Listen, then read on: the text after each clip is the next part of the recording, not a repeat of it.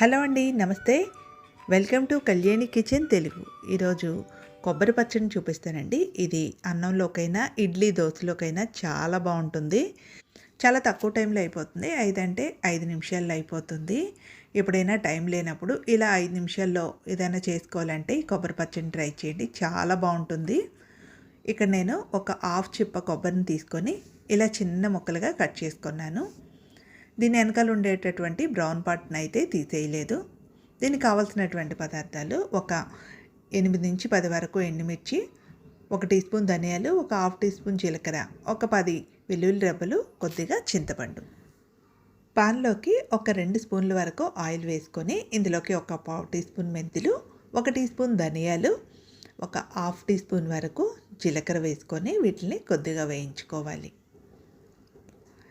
ఇది వేయించుకునేటప్పుడు స్టవ్ను మాత్రం లో ఫ్లేమ్లోనే పెట్టుకోండి, లేకపోతే వెంటనే మాడిపోతాయి.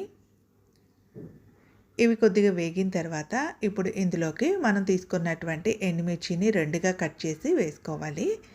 ఇలా ఎండుమిర్చిని కట్ చేసి వేసుకోవటం వల్ల లోపల గింజ వరకు చక్కగా వేగుతుంది. ఇలా ఎండుమిర్చిని వేయించుకునేటప్పుడు కదుపుతూనే వేయించుకోండి, లేకపోతే వెంటనే మాడిపోతుంది. స్టవ్ను మాత్రం మీడియం ఫ్లేమ్లోనే పెట్టుకొని ఉంచుకోండి.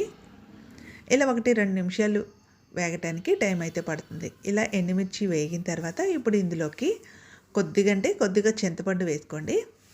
టేస్ట్ బాగుంటుంది చింతపండు వేసుకుంటే. మరీ ఎక్కువ వేసుకోకండి, పులుపు ఎక్కువైనా సరే బాగోదు. ఒక చిన్న తొలకైతే సరిపోతుంది. నేను తీసుకున్నటువంటి ఇక్కడ ఒక హాఫ్ చిప్ప కొబ్బరికి ఇలా ఎండుమిర్చి పూర్తిగా వేగిన తర్వాత స్టవ్ ఆపేసుకొని వీటిని చల్లారపెట్టుకోవాలి. ఇప్పుడు ఒక మిక్సీ జార్ తీసుకొని ఇందులోకి వేయించుకొని చల్లార్చినటువంటి ఎండుమిర్చిని వేసుకోండి. ఇందులోనే ఒక 10 వెల్లుల్లి రెబ్బలు కూడా వేసుకొని రుచికి సరిపడా ఉప్పు వేసుకొని ఒకసారి గ్రైండ్ చేసుకోవాలి.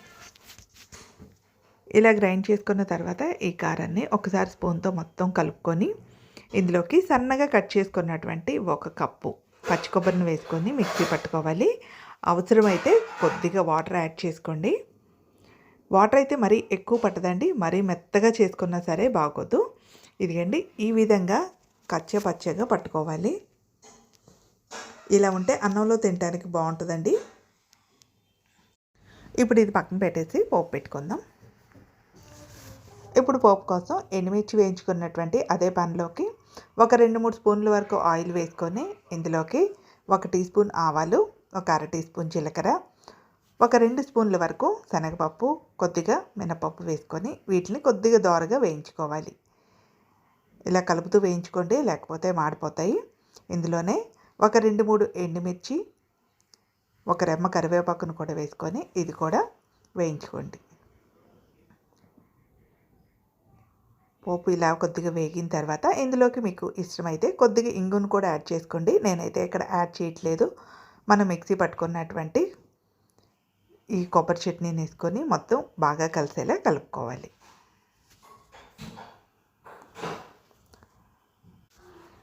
ఇదంతా బాగా కలిసేలా కలిపేసుకోండి. ఇలా మొత్తం కలిపేసుకున్న తర్వాత దీన్ని స్టవ్ ఆపేసుకొని ఇది వేడి రైస్లో తిన్నారంటే చాలా బాగుంటుందండి. ఇది ఇడ్లీలోకైనా దోశలోకైనా కూడా చాలా బాగుంటుంది. 5 నిమిషాల్లో చేసుకోవచ్చు, చాలా ఫాస్ట్గా అయిపోతుంది.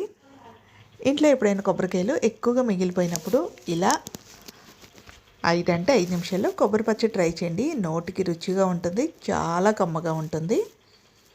ఈ వీడియో మీకు నచ్చితే ఒక లైక్ చేయండి. ఇంకా ఇలాంటి సింపుల్ అండ్ హెల్తీ రెసిపీస్ కోసం ఛానల్ని సబ్స్క్రైబ్ చేసుకోండి.